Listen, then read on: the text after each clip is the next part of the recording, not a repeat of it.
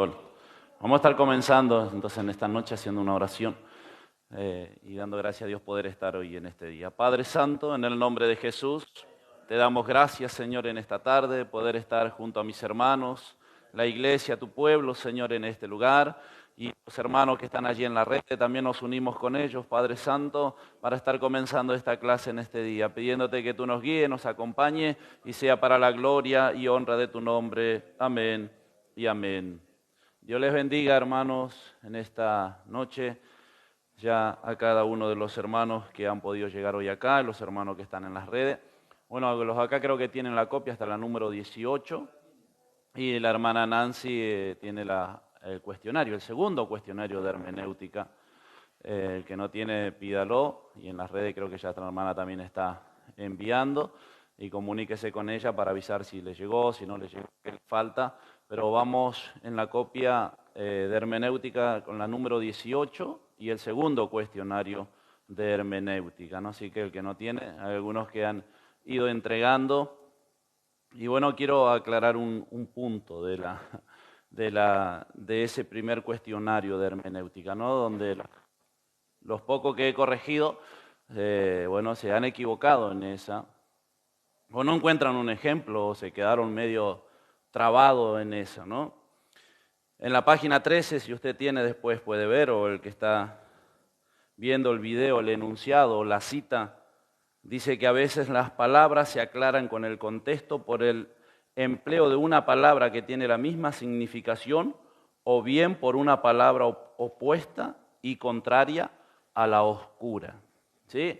Muchos han puesto esa cita en la pregunta número 16 de ese cuestionario, donde esa pregunta nos está pidiendo que aclaremos con algún ejemplo, alguna palabra oscura, que pongamos un versículo, ¿no? Y muchos citaron esa parte y otros le pusieron un versículo, que no sé cuál es la palabra oscura o con cuál se aclara, o se entiende. Vamos a ver algunos ejemplos, porque algunos se perdieron, pero los que no tienen la copia, lo que están viendo, algunos hermanos me acompañen, vamos a leer Gálatas 3:17. Quiero que entiendan bien esto. Bueno, los que ya entregaron, lo lamento, ¿no? Pero por ahí los que no entregaron todavía están a tiempo. El primer cuestionario de hermenéutica, Gálatas, bueno, dele gracias a ellos, porque gracias a ellos que se equivocaron, vamos a aclarar este punto, esa pregunta número 16. Gálatas 3:17.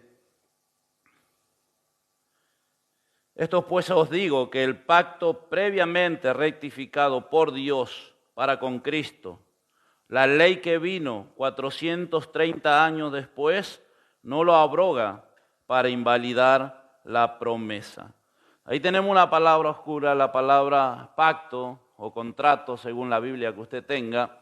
Esa palabra pacto se aclara en el mismo versículo, que significa pacto y significa promesa, ¿sí? Donde cierra el versículo.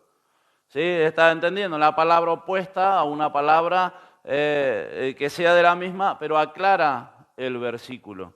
Muchos no entendieron esto, me pusieron un versículo y yo tengo que ir a leer el versículo y ver qué piensa él que es la palabra oscura y dónde se aclara. Otros me pusieron algunos ejemplos de lo que están acá y tampoco es válido.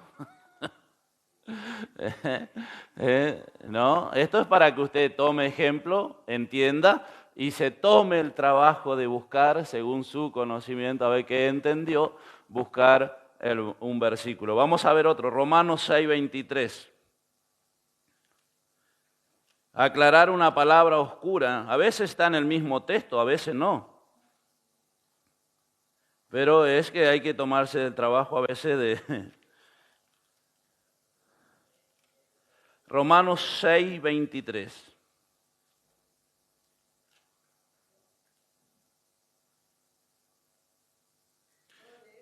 Sí, hermano.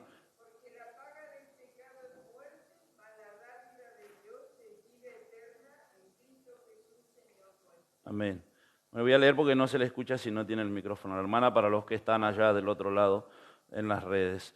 Romanos 6:23, porque la paga del pecado es muerte, mas la dádiva de Dios es vida eterna en Cristo Jesús.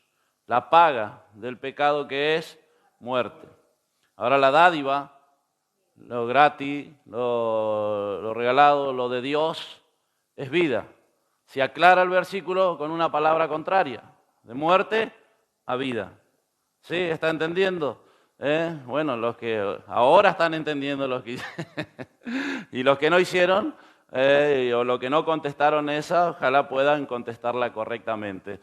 Aclarando el versículo, aclarando la palabra oscura. ¿Y con qué palabra se aclara? Con la palabra opuesta, aclara ese versículo. Le voy a dar 2 versículos porque yo soy bueno, que no están acá. Bueno, por allá dice Juan que a los suyos vino y los suyos, ¿qué dice? No le recibieron. ¿Se aclara el versículo? Vino, pero no le recibieron. Le voy a dar otro ejemplo que no está acá. Pero no le voy a decir los versículos para que usted se tome aunque sea el trabajo de buscarlos. En Jeremías dice allá Dios al profeta Jeremías: yo Jehová escudriño la mente. Ahí la palabra escudriño, palabra oscura. Si usted va a los salmos, el salmista aclara esa palabra y dice así: porque el Dios justo prueba la mente y el corazón. ¿Qué escudriña, Señor? ¿Qué es escudriñar? Probar, buscar. ¿Y cómo se aclara el versículo? El salmista lo aclara. ¿Qué es escudriñar? Es cuando Dios prueba la mente y el corazón. ¿Sí? ¿Los que están acá entendieron? ¿Sí? ¿Los que no entregaron el cuestionario entendieron? Bueno, esperamos ver los que no entregaron. Después le voy a... vamos a ver si entendieron. Pero, bueno, erraron muchos en esa parte. Ya le digo, alguno me puso el versículo, otro citó la parte del estudio, otro me puso el versículo y no me aclaró cuál es la palabra oscura, la opuesta. ¿Qué entendió? Me puso un versículo y bueno, arréglese, pastor, a ver qué sale. Si usted descubre, bueno, bien para mí, si no, ahí erraron y por eso tienen allá. Algunos estaban muy bien, algunos cuestionaron y solo erraron en esa parte. Faltaba algún versículo o algo que aclare eso y bueno, por eso no tuvieron la máxima calificación, ¿no? Tuvieron... y bueno, le bajo un punto. Dios les bendiga, espero que haya aclarado ese punto, esa respuesta. Ahora sí vamos a figuras retóricas en la hermenéutica. Creo que era la más complicada. Algunos se trabaron, no es tan complicada, si a ver le prestamos atención, no es tan complicada, pero bueno, se trabaron en esa algunos y erraron en esa pregunta, ¿no? Los que no... lo que contestaron. Ahora vamos a figuras retóricas, vamos a encontrar esta figura en muchas partes de la Biblia.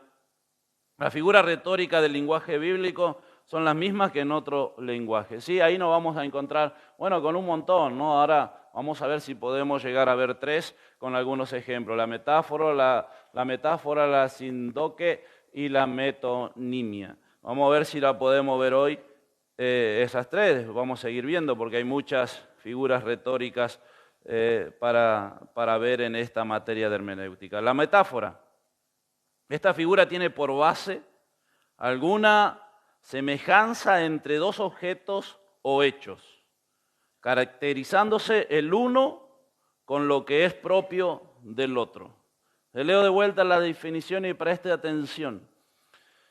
Esta figura tiene por base alguna semejanza entre 2 objetos o hechos, caracterizándose el uno con lo que es propio del otro.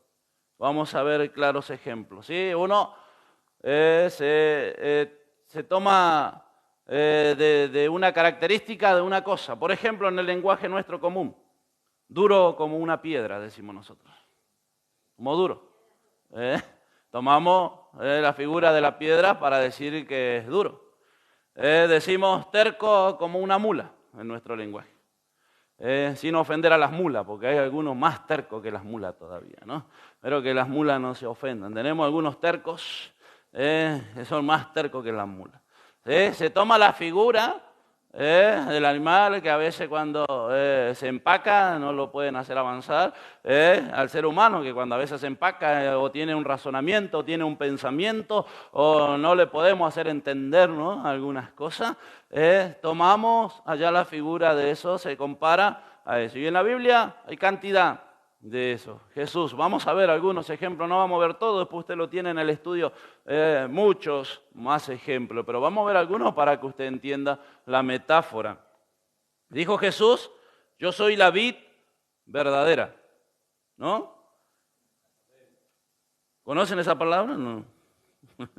Juan 15, capítulo 15, versículo 1 al 5, si algún hermano puede leer. Juan 15, del 1 al 5. Yo soy la vid verdadera y mi Padre es el labrador. Todo pámpano que en mí no lleva fruto, lo quitará, y todo aquel que lleva fruto, lo limpiará para que lleve más fruto. Ya vosotros estáis limpios por la palabra que os he hablado. Permaneced en mí y yo en vosotros. Como el pámpano no puede llevar fruto por sí mismo si no pertenece a la vid, así tampoco vosotros si no pertenecéis en mí. Si Amén. no permanecéis en mí. Si no permanece. Yo soy la vid, vosotros los pámpanos. El que permanece en mí y yo en él, éste llevará mucho fruto, porque separados de mí nada podéis hacer. Amén. ¿A qué se estaba comparando el Señor? A la vid, decía él. Y vosotros los pámpanos, hablando a sus discípulos. Estaba dejando esa enseñanza después de la cena a los suyos, a sus discípulos. Comparándose él, como la vid. ¿Sí? Y ahora nosotros queremos descubrir que eso tenemos que ir a ver una característica de la vid, ¿no?, para comprender lo que Jesús estaba diciendo, ¿no? La característica de una vid, ¿no? Una planta, aquella que manda savia a los pámpanos, que son los brazos, los gajos, lo que sale, que es lo que luego va a llevar los frutos, ¿sí? Entonces Jesús, ¿qué estaba diciendo? Como vimos también anteriormente, donde él decía, yo soy la roca. Él es el principal. Él decía, yo soy la vid. Todo depende de Cristo, ¿no? Muchos se han dejado de Cristo del lado. Por eso, como estábamos escuchando en la clase anterior, caen a veces en pecados tan horrendos, ¿no? Porque se alejan del Señor. En cambio, Él dijo, ustedes son nuestros pámpanos. Tenemos que buscar las características de la vid, ver esa planta, lo que lleva. Y si usted se da cuenta, la planta de la vid lleva una rama principal, son algunas principales que van y después de ahí salen los pámpanos. Yo tengo algún vecino allá que tiene una vid y la planta de ese pasa para el lado de mi casa y a veces yo tengo uva casi el verano gratis porque se pasan los pámpanos, se pasan para el lado de mi casa, se enredan en mis plantas, en las paredes y ahí quedan los racimos de uva. Esos son los pámpanos, lo que se agarra de la parte principal de la vid. Y ahí va comprendiendo, ¿no?, que es lo que Cristo quiso decir, que es Él es lo principal, Él es lo central, ¿sí? Y muchos dejan esto de lado, dejan aparte al Señor Jesús, ¿sí? Y eso Él estaba diciendo, se estaba comparando, tomando a sí mismo ejemplo de la vid y vosotros los pámpanos, nosotros somos los pámpanos. Así Él se caracteriza de muchas maneras. Juan 10:9. Él se caracteriza ahí. Y el que por mí entrare será salvo, y entrará y saldrá y hallará pastos. Él se caracteriza aquí como la puerta. ¿Qué hace una puerta? Por donde entramos continuamente. Entramos, salimos. Él es la puerta, ¿a dónde? Al reino de los cielos. El que por mí no entrare, tenemos que entrar por Cristo. No hay otro camino, no hay otra salvación. No hay ninguna Virgen María, no hay ningún Gauchito Gil, no hay ningún otro que nos pueda llevar a la presencia de Dios. Solamente la puerta, ¿sí? Él está tomando allá la figura, se asemejanza a un objeto, a la puerta, a la vid, y se caracteriza, toma lo propio de eso, porque todos en una casa tenemos una puerta, continuamente estamos atravesando una puerta, ¿no? Aún para irnos a la casa, ahora vamos a atravesar una puerta, vamos a abrir la puerta del auto, vamos a subir, vamos a ir, vamos a entrar, y se caracteriza a una puerta. Eso es una metáfora, y así vamos a encontrar mucho. Yo soy el camino, dice él en 14:16, yo soy el pan en 6:51 de Juan mismo, él es el camino, él es el pan, se caracteriza de esa manera. Primera de Corintios, si quiere podemos leer otro, Primera de Corintios, capítulo 3 y versículo 9.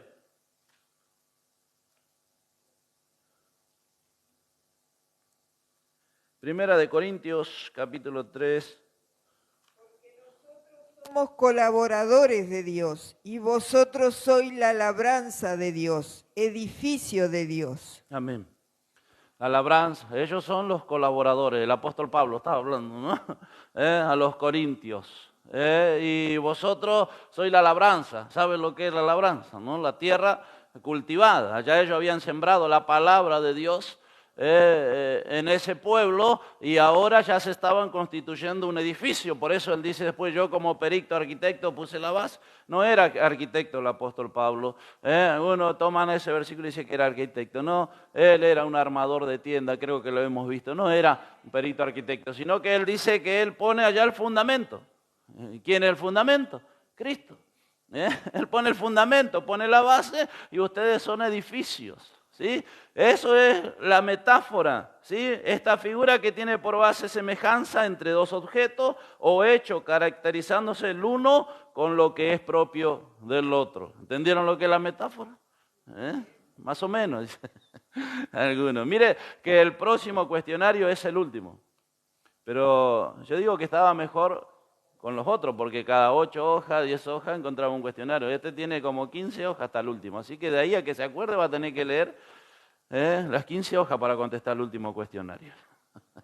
Así que es más largo, ¿no? Era mejor tener ahí cortito, cada 4, cada 5. Pero bueno, esto también nos va a agilizar y aprender. Esto lo vamos a encontrar en la Biblia, vamos a encontrar estas metáforas y así va a encontrar muchas veces. Jesús, yo soy el pan de vida, vosotros sois la luz, la sal, edificios de Dios.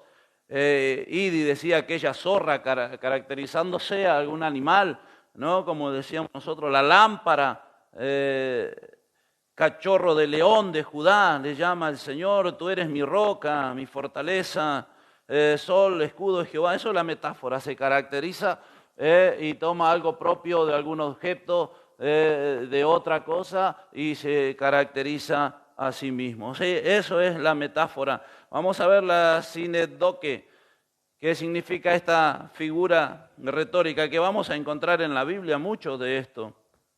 Se hace uso de esta figura cuando la parte se pone por el todo o el todo por la parte.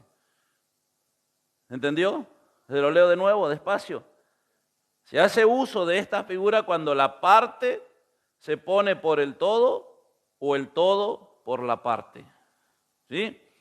Ejemplo, Salmos 16:9. El que pone la parte por el todo o el todo por la parte. Eso significa esta figura retórica. Salmos 16:9. Se alegró por tanto mi corazón y se gozó mi alma.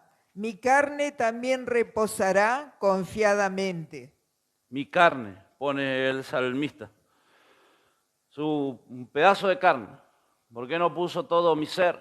Hoy el pastor estaba hablando de las partes, ¿no? Del alto, el ancho y lo profundo. Si quita uno, desaparece todo. Y él acá pone solamente la carne. Y está poniendo la carne por el todo. ¿Sí? Esto es esa figura.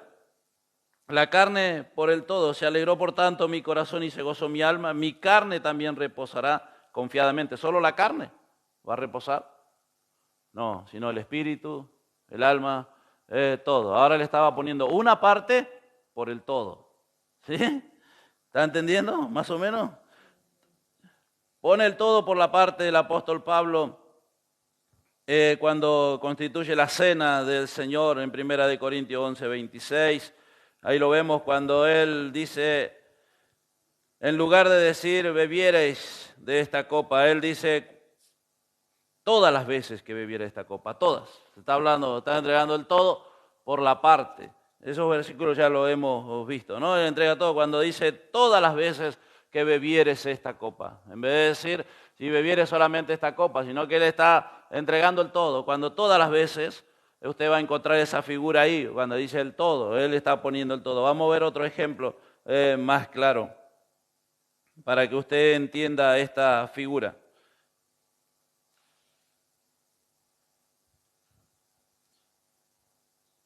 Sí, este hombre pestilencia y levantador de sediciones, acusando al apóstol Pablo en todo el mundo, es decir, aquella parte del mundo o el imperio romano, cuando lo acusaban a él y él decían en todo el mundo, solamente cuando él andaba en Roma, no lo acusaban, no era todo el mundo, sino era ahí en Roma cuando él andaba, pero se usa la misma figura cuando dice salió el edicto por parte de Augusto César.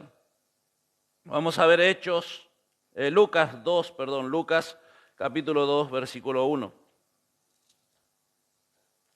Libro de Lucas, capítulo 2.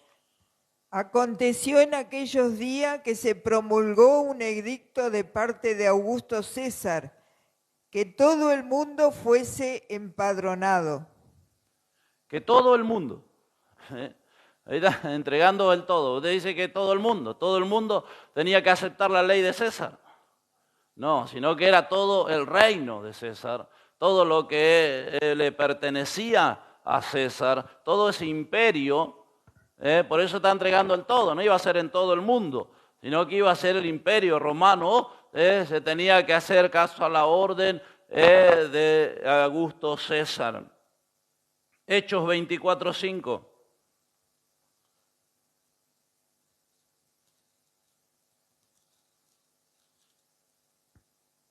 Esto cuando hablaba del apóstol Pablo. Porque hemos hallado que este hombre es una plaga y promotor de sediciones entre los judíos por todo el mundo y cabecilla de la secta de los nazarenos.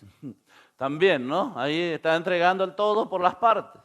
Dice en todo el mundo, en todos lados estaba. ¿Y qué estaba hablando? Ahí en Roma, donde él se estaba defendiendo allá de esas acusaciones, el apóstol Pablo, ¿no? Era en ese lugar, no era en todo el mundo, no podía estar en todo el mundo, ya escuchamos, y no se podía estar en todo el mundo, en toda hora, a todo lugar, ¿no? Sino ahí se está entregando el todo por las partes, ¿sí?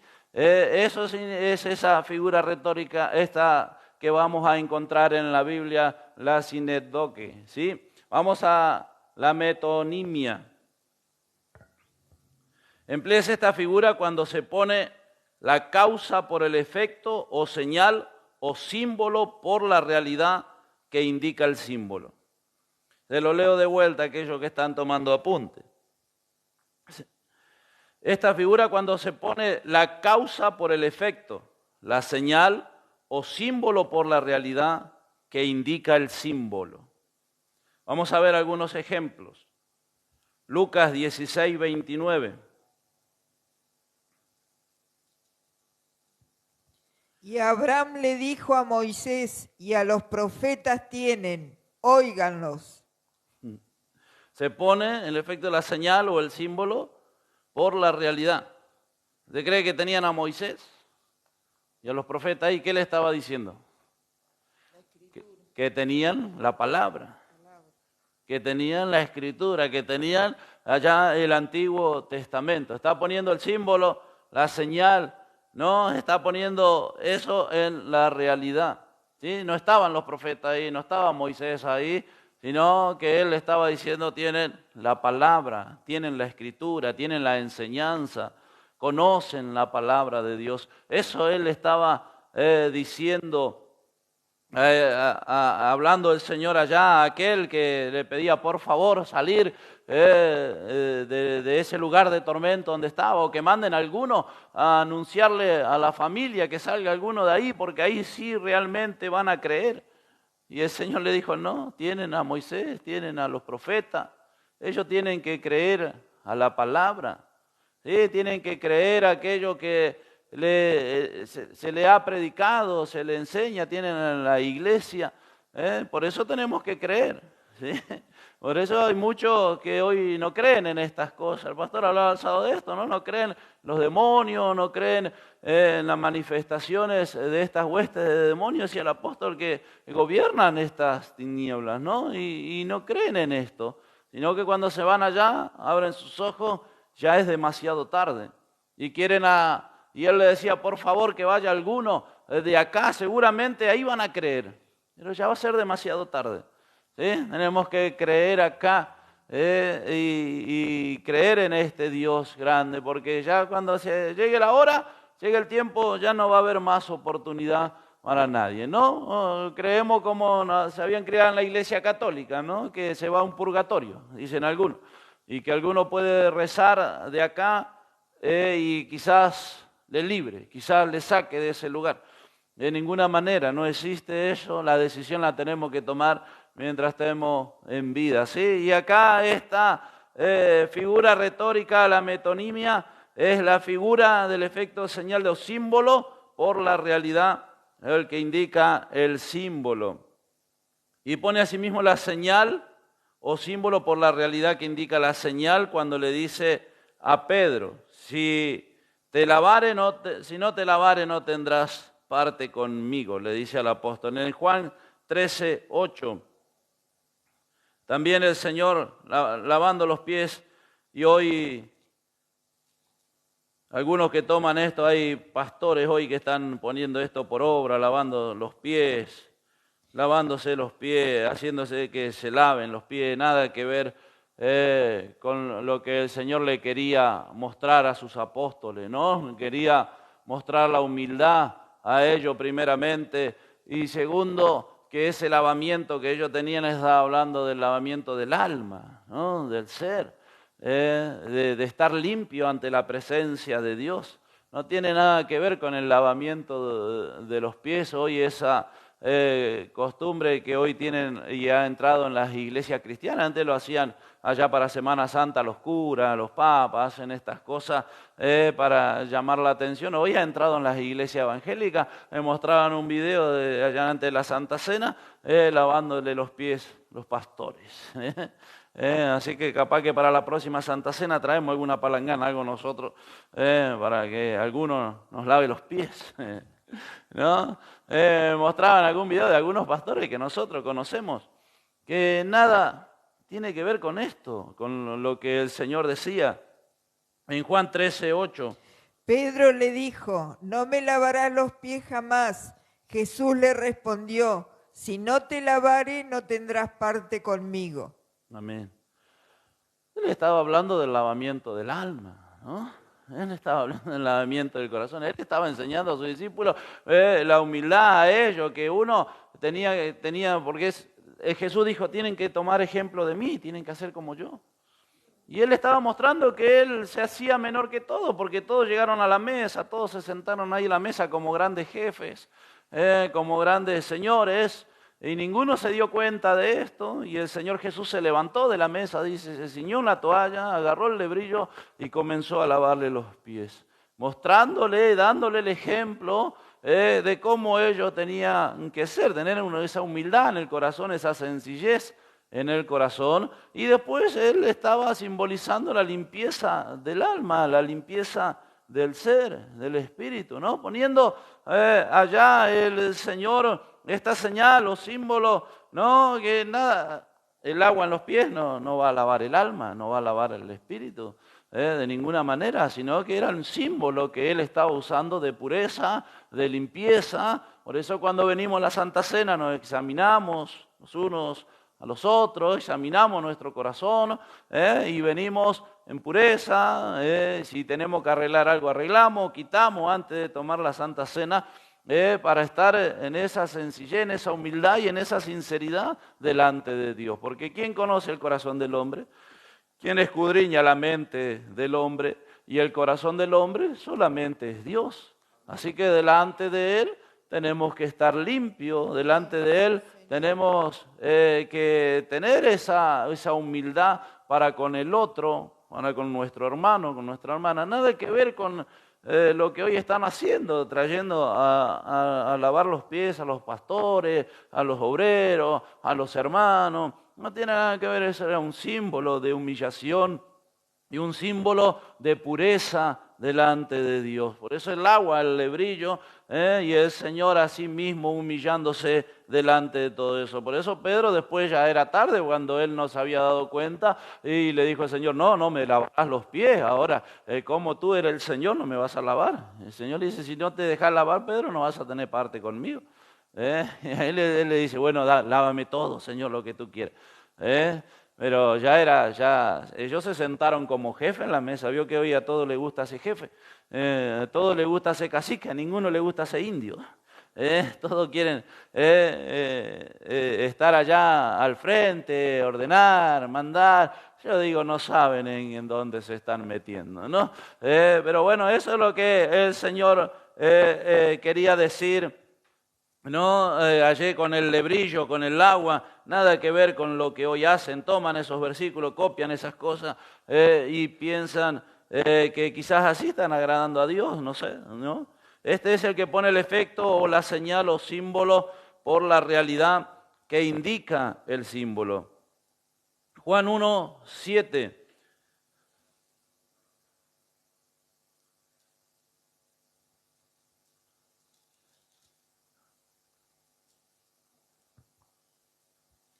Este vino por testimonio para que diese testimonio de la luz, a fin de que todos creyesen en él. Perdón, es primera de Juan. Ah. Primera de Juan 1:7. El símbolo allí de Jesucristo nos limpia de todo pecado. Pero si andamos en luz, como Él está en luz, tenemos comunión unos con otros, y la sangre de Jesucristo, su Hijo, nos limpia de todo pecado. Amén. La sangre de Jesucristo nos limpia de todo pecado. Es evidente que aquí la palabra indica que toda la palabra pasión y muerte expiatoria de Jesús, única como eficaz para satisfacer por el pecado, purifica al hombre. ¿Sí? Que esa palabra, que la sangre que Él derramó por nosotros es eficaz, es la que nos limpia. Ya el Señor fue crucificado hace más de 2000 años atrás, hoy no está, pero creemos nosotros, ese símbolo de la sangre. Tampoco el vino de la Santa Cena se convierte en sangre, tampoco es la sangre de Cristo, es un símbolo. Y por eso celebramos y recordamos y creemos que a través de ese símbolo, de esa sangre que Él derramó por amor a nosotros, ¿sí? Nos hace que nos libra, nos limpia de todo pecado. ¿Sí? Pecado que cargamos desde aún allá, desde el principio. Por el apóstol Pablo dice, todos pecaron. Hay algunos que se cree que son sin pecado porque dice que hacen bien, porque no hacen mal a nadie, porque andan bien, pero de ninguna manera son honestos, lo criaron de alguna manera. La palabra de Dios dice, por cuanto todos pecaron, todos pecamos, allá desde el principio de la humanidad el hombre pecó contra Dios. Ahora necesitamos que la sangre de Cristo eficaz, esa sangre de Cristo nos limpie. ¿Cómo hacemos cuando creemos en Cristo Jesús? Él nos limpia de ese pecado, nos limpia, nos quita todo lo que traemos, todo lo que cargamos del mundo, no importa, aún allá desde nuestros principios, nuestros antepasados. Y algunos decían, ¿será que yo tengo que pagar lo que hizo mi antepasado, lo que hizo allá? Porque el pastor dice que le dijeron que él tiene que renunciar a lo que hicieron los abuelos, lo que hicieron allá los bisabuelos. Un pastor evangélico en una provincia dice allá también enseñándole esto, ¿no? Yo le digo, ¿usted creyó en Jesucristo? ¿Sí? Confesó con su boca que Jesucristo es el Hijo de Dios. Creyó en Él. Es salvo, Él nos limpia de todo pecado, dice. Él arranca ya aquello, lo que ellos hicieron, cada uno va a dar cuenta por su vida. Ahora usted tiene que preocuparse por su vida. Ahora usted tiene que servir a Dios, afirmarse en los caminos de Dios, creyendo que Jesucristo es el Hijo de Dios, el Salvador del mundo, y que Él murió por nosotros. Y ya está, Él limpia. Dice que aún nuestros pecados, si fueren allá rojos como el carmesí, van a quedar blancos como la lana, como la nieve. No importa lo que haya hecho, si se arrepiente y cree en el Señor Jesús, el Señor dice que Él toma todos nuestros pecados y lo echa en el profundo de la mar. Es un símbolo. El Señor ya derramó la sangre allá hace más de 2000 años atrás y ninguno se puso abajo del Señor Jesús para que le cayera la sangre, para que o se lavara. Allá estaban Juan, las mujeres mirando al pie de la cruz y ninguno fue allá a ponerse abajo para que le chorreara la sangre de Cristo. No, es un símbolo. Creemos en Él y creemos que la sangre de Cristo nos limpia de todo pecado. ¿Usted cree? ¿Sí? ¿Amén? Nos limpia de todo pecado, ¿no? La sangre de Cristo. Es el símbolo que se pone por la realidad. No tiene nada que ver lo otro. O algunos que piensan que es la sangre de Cristo, el jugo de uva, el vino que se prepara para la Santa Cena, dice es la sangre de Cristo. No, no es la sangre. Es un símbolo, un recordatorio, y que por la sangre de Cristo somos nosotros limpios, ¿sí? De todo pecado, hermano. Dios les bendiga. Espero que hayan entendido hasta aquí estas tres que hemos visto hoy, estas figuras retóricas que están en toda la Biblia. Vamos a encontrar estas maneras, ¿no? Y esto nos va a enseñar a interpretar, esto nos va a enseñar a aprender la palabra, esto nos va a enseñar a escudriñar. Cuando tenemos esa hambre, esa sed de la palabra, como vimos allá en la metáfora, vamos a ver qué significa la luz, qué significa la sal, qué significa la vid.